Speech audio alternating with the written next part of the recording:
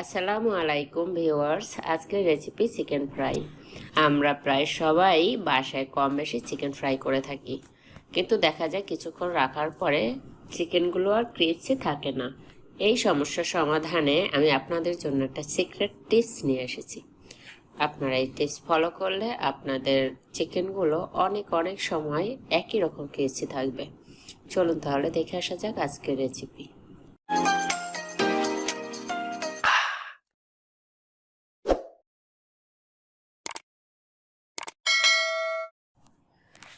প্রথমে 1 কেজি পরিমাণে চিকেন আমি ধুয়ে পরিষ্কার করে পানি ঝরিয়ে নিয়েছি।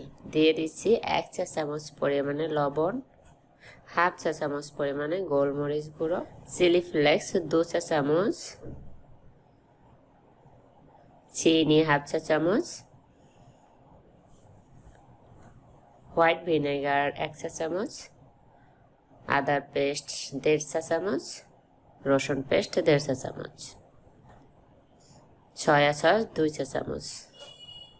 সবগুলো উপকরণ এবার চিকেনের সাথে ভালোভাবে মাখিয়ে নিচ্ছি। মাখানো হয়ে গেলে ম্যারিনেটের জন্য রেখে দেব 2 ঘন্টা। আপনারা চাইলে কম বা বেশি সময় রাখতে পারেন। হাফ কেজি ময়দার সাথে দিয়ে দিচ্ছি হাফ কাপ কর্নফ্লাওয়ার, হাফ চা চামচ গোলমরিচ গুঁড়ো, 1.5 চা চামচ লবণ, 2 চা চামচ চিলি ফ্লেক্স দিয়ে আমি ভালোভাবে মিশিয়ে নিচ্ছি। মেশানো হয়ে গেলে ম্যারিনেট করা চিকেনটা আমি আরেকটু মাখিয়ে নেব। এবার চিকেনের সাথে আমি ময়দা মাখিয়ে নেব। আলতো হাতে আমি ময়দাটা মাখাবো।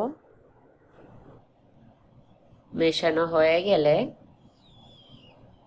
আমি এরকম একটা চালনিতে চিকেনগুলো নিয়ে নিচ্ছি, সাথে ময়দাগুলোকেও নিয়ে নিচ্ছি। এবার আমি এটার মাধ্যমে চেলে চেলে ময়দাগুলোকে নিচে ফেলে দেব এবং একটু বেশি সময় ধরে নাড়াতে থাকবো।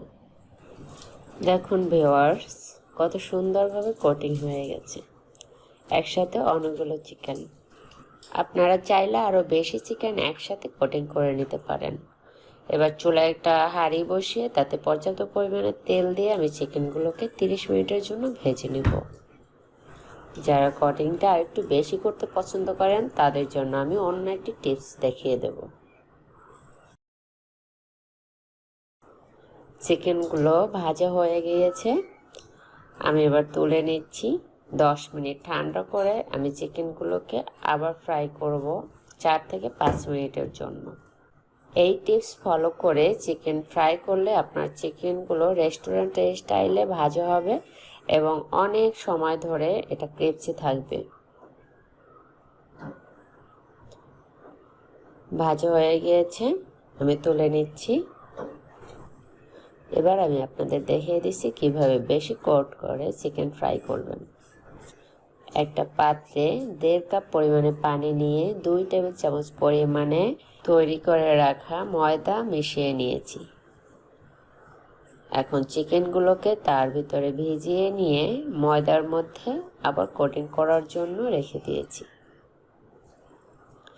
এবার আমি সবগুলো চিকেন এভাবে মিশিয়ে নিব। মেশানো হয়ে গেলে আমি এটাকে ঘুরে ঘুরে এভাবে মেশাবো। এভাবে আপনারা 2 থেকে 3 মিনিট মেশালেই দেখা যাবে উপরে কোটিং হয়ে গিয়েছে। এভাবে আপনারা যত খুশি ততগুলো চিকেন একসাথে নিতে পারেন। দেখুন ভিউয়ার্স, কোটিং হয়ে গিয়েছে। এগুলো আমি এখন ভেজে নিব আগের নিয়ম ফলো করেই। ফিরে আসছি ভেজে নেওয়ার পরে। দেখুন ভিউয়ার্স, এই চিকেনগুলো ভাজা হয়ে গিয়েছে, আমি এবার তুলে নিচ্ছি। ফিরে আসলাম পরিবেশনের পরে।